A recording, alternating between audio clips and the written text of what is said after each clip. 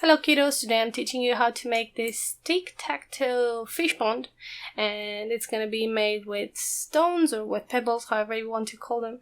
I think it's very cute and it's gonna be a great idea for a craft. Besides, you're gonna use it again, have fun once they have finished it. So first we're gonna go over the materials that you're gonna need. You're gonna need some stones or some pebbles the size of a euro coin more or less.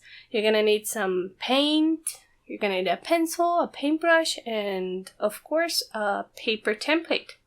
Now this one is done by me, but you can draw your own template if you're not happy with this one. So we're starting off by just drawing simple bug designs over the stones once they have been washed. Now this time the stones are already cleaned by me, so you don't have to worry about it.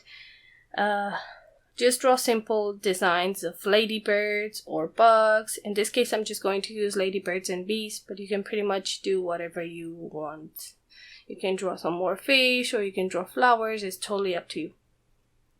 Once you have all of them drawn, just start coloring them, just start painting them.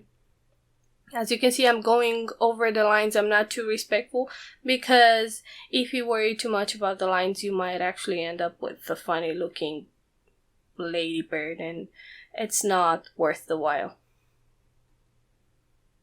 I also recommend that you guys start off first by using the light colors, and once you're happy with those ones or once they have dried a little, you go over with the black color, because once you have colored the stones with black, if you make a mistake, you might actually have to wash the stones and start all over again.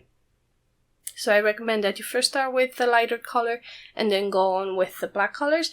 Unless it's a frog, if you guys are intending of making a frog, I just recommend that you color all the stones in a dark green and then just mix that green with some yellow and just draw lighter spots all over it. Then also, if you want to draw flowers, I recommend that you start with one line with the center, and then you let the center dry, and then you can just draw petals all over it. But you don't want them to be the same color, you don't want them to be uniform, so just let them dry in between coats. As I said before, it's better if you start off with a lighter color and then just go over with black. Now your bugs are not going to be the same size or the same shape. It's totally fine. As you can see, they will look just as cute. Once you have them all painted, just put them over a warm surface and let them dry overnight.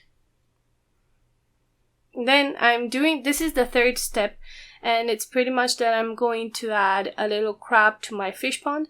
If you want to, you can add in some more fish, or you can add in some more flowers. It's totally up to you. Or you can just flip the pond and draw the tic-tac-toe lines, the two lines that are crossing in between, and just draw your own design if you don't want to use the fish pond. And then just start coloring them.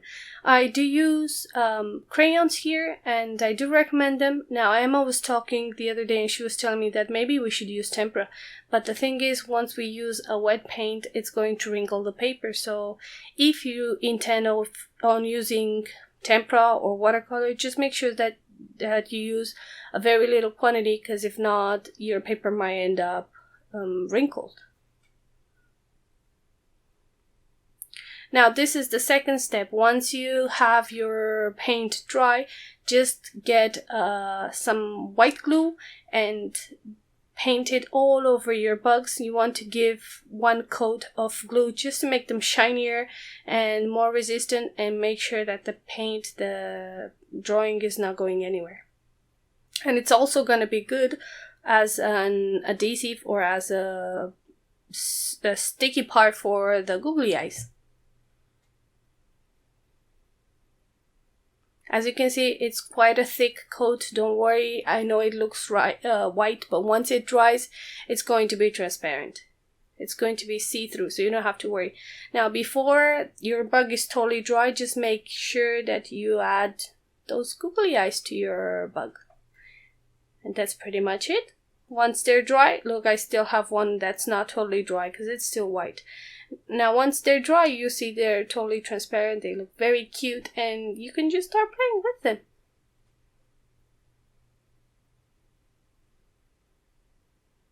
just make sure that you do teach your kids how to play tic-tac-toe, because I think it's a very fun game. I hope you guys enjoy, and I'll see you next time. Bye!